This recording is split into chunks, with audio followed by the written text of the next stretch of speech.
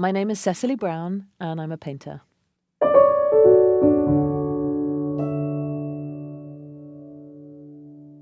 Art has always been my religion in a way. I think it fulfills a role in my life that other people might find that religion fills.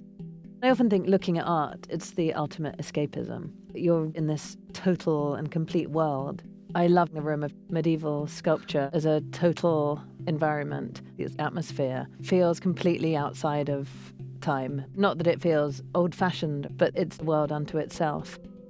When I make a painting, I've always liked the fact that I know what my limitations are. I mean, it's something very reassuring, but also exciting about knowing you've got your rectangle and it's flat and it's got these edges, and then within that, that's where you can be inventive. And one does get the feeling that these Madonna and Child sculptures were probably commissioned for specific places, so that yes, they're all the same subject, but there is such a range within that.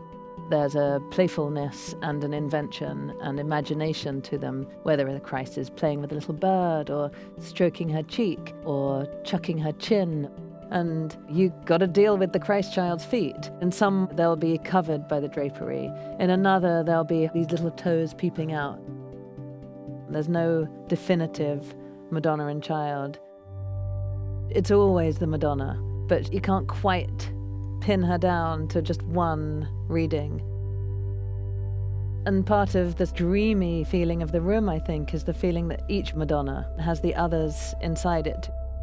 And they carry this whole range of emotions. And they've really got personality. Some of them seem surprisingly coquettish, almost sassy.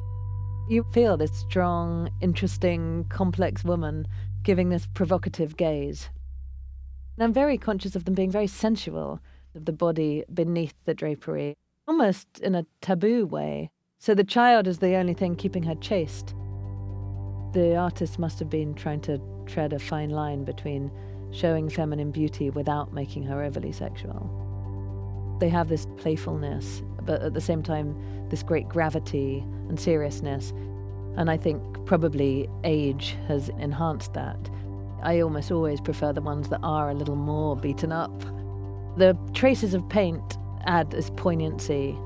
I think it's a contemporary sensibility that prefers the broken and the fragmented. They've got this inbuilt sweetness and sadness, this sense of loss. They embody flux, a sense of time having passed. That makes you feel how fast and slow it all is.